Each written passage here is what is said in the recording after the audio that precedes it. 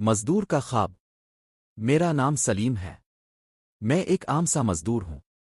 صبح سورج نکلنے سے پہلے گھر سے نکلتا ہوں۔ رات کو تھکا ہارا واپس آتا ہوں۔ میرے ہاتھوں پر چھالے ہیں، لیکن دل میں ایک خواب ہے۔ کبھی میرا بھی ایک چھوٹا سا گھر ہوگا جہاں میں سکون سے سوئے اور بیٹی بارش سے نہ ڈرے۔ میں دوسروں کے خواب بناتا ہوں، لیکن میرا خواب ابھی ادھورا ہے۔ ایک دن مجھے شہر کے ایک بڑے کام پر بلایا گیا۔ مالک بہت امیر آدمی تھا، چمکتے کپڑے، غرور بھرا لہجہ۔ اس نے کہا، میں تاخیر برداشت نہیں کرتا، یہ عمارت 10 دن میں مکمل چاہیے۔ میں نے کہا، صاحب دعا کریں بارش نہ ہو، ہم پوری کوشش کریں گے۔ وہ ہنس دیا، عمارت دعا سے نہیں بنتی، کام سے بنتی ہے۔ میں خاموش ہو گیا۔ ہم مزدور لوگ جواب نہیں دیتے، صرف کام کرتے ہیں۔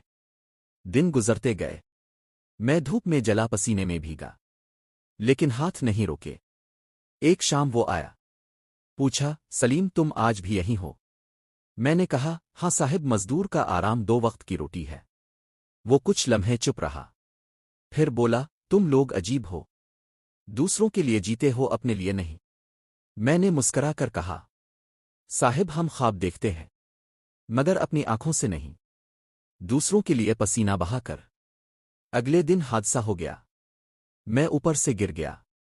جب آنکھ کھلی اسپتال میں تھا، سامنے وہی وقار صاحب کھڑا تھا۔ بولا، سلیم تم ٹھیک ہو؟ تم نے تو میری جان نکال دی۔ میں نے آہستہ سے کہا، صاحب ہم مزدور لوگ پیسہ نہیں مانگتے، بس عزت چاہتے ہیں، ہم بھی انسان ہیں۔ اس کے چہرے پر نرمی آ گئی۔ اس نے کہا، سلیم تم نے میری آنکھیں کھول دی ہیں، اب کوئی مزدور میرے سامنے چھوٹا نہیں کہلائے گا۔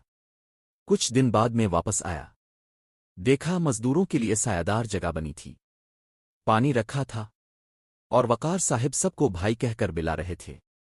میں نے دل میں کہا، شاید خواب میرا نہیں بدلا، مگر دل بدل گیا ہے۔